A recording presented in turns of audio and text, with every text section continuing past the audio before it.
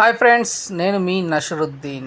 Sector 36 నెట్ఫ్లిక్స్లో streaming అవుతున్న 1 గంట 56 నిమిషాల ఈ చిత్రం గురించి తెలుసుకుందాము.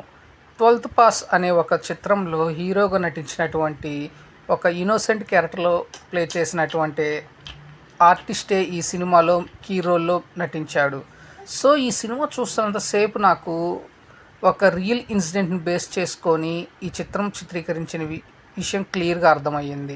సో కోల్కత్తాలోని నోయిడాలో అనే ప్రాంతంలో 90s 80 టైంలో ఏం జరిగింది, ఒక ఘటనను బేస్ చేసుకొని చిత్రంగా ఎలా మలిచారు అనేది ఈ చిత్రం చూస్తే మనకు అర్థమవుతుంది.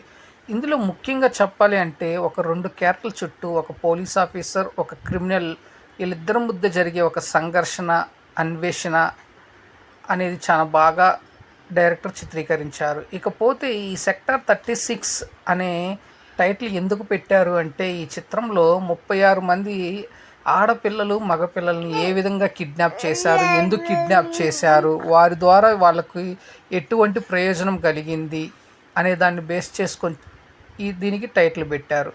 సో ఎందుకు చిన్నపిల్లల్ని కిడ్నాప్ చేసి ఏం చేశారు, వారి అవయవాలను ఏ విధంగా, దాని ద్వారా ఏ విధమైన సంపాదన పొందారు అనే దాన్ని చాలా బాగా చూపించారు. ఇకపోతే అప్పటి సొసైటీలో ఎటువంటి పేరెంట్స్ ఉండేవారు, ముఖ్యంగా కొంతమంది పేరెంట్స్ లగ్జరీనెస్కి, లేజీనెస్కి బాగా అలవాటు పడిపోయి వాళ్ళ పిల్లల్ని ఎటువంటి శారీరక వివిధ రకాల కార్యక్రమాల్లోకి పంపించారు అనేది చాలా చక్కగా చూపించారు డైరెక్టర్. ఏదేమైనప్పటికీ ఈ సినిమా చూస్తున్నంతసేపు నాకు అయ్యో అలా జరిగింది అనే ఒక బాధ, భావన కలగటం జరిగింది. సో ఈ సినిమాలో చాలా అప్పటి జనరేషన్లో పిల్లల యొక్క మానసిక విధానం కానీ, పేరెంట్స్ యొక్క విధానాన్ని కానీ చాలా చక్కగా ఆవిష్కరించిన డైరెక్టరు కొంత వైలెన్స్ వైపు ఎక్కువ మక్కువ చూపించాడేమో అనిపిస్తుంది. కాకపోతే రియల్ ఇన్సిడెంట్లో నిజంగానే అటువంటి రియల్ వైలెన్స్ అనేది జరిగింది కాబట్టి ఈ చిత్రంలో తీసుకున్నారు అనేది తెలుస్తుంది. ఇకపోతే ఇందులో విలన్గా నటించినటువంటి యాక్టర్ యొక్క పెర్ఫార్మెన్స్ గురించి ముఖ్యంగా చెప్పాలి.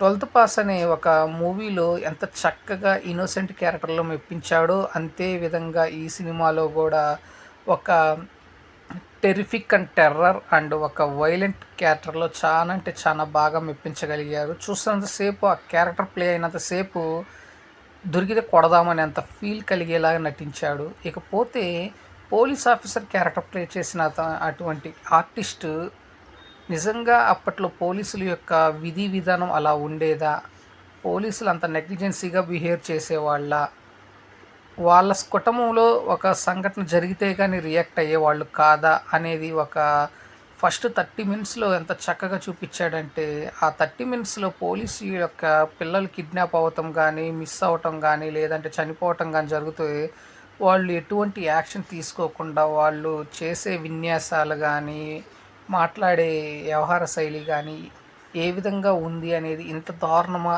అనేలా చూపించిన డైరెక్టర్ తన కుటుంబంలోని ఒక బేబీ మిస్ అవటంతో తను ఏ విధంగా రియాక్ట్ అయ్యాడు, ఆ తదనంతరం జరిగిన సంఘటనలు ఏంటి అనేది చాలా బాగా చక్కగా ఆవిష్కరించారు.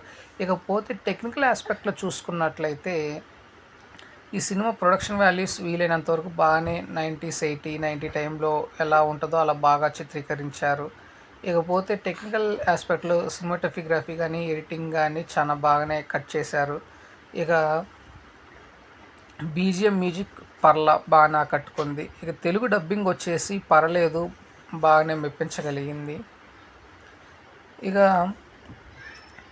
ఈ సినిమాలో వచ్చే కథ, కథనం, నేరేషన్ చాలా బాగా స్పష్టంగా క్లియర్గా నేరేట్ చేయటం విశేషము. అలానే ఈ సినిమాకి నేను ఇచ్చే రేటింగ్ వచ్చేసి అవుట్ ఆఫ్ 5లో 2.3. సో ఫ్రెండ్స్, నేను ఇచ్చిన రివ్యూ అనేది మీకు నచ్చినట్లయితే నా ఛానల్ సబ్స్క్రైబ్ చేసుకుని, నా ఛానల్ పేరు వచ్చేసి TSM బ్లాగ్. ఇకపోతే ఇది ఫ్యామిలీతో కలిసి చూడవచ్చు అంటే చూడవచ్చు, ఎటువంటి అడల్ట్ కంటెంట్ అయితే లేదు. కాకపోతే అక్కడక్కడ కొంచెం హెవీ వైలెన్స్ సన్నివేశాలు వస్తూ ఉంటాయి, అవి కొంచెం అనిపించినప్పటికీ మిగతాది మొత్తం ఫ్యామిలీతో కలిసి చూడవచ్చు. Thank you. నేను మీ నషరుద్దీన్.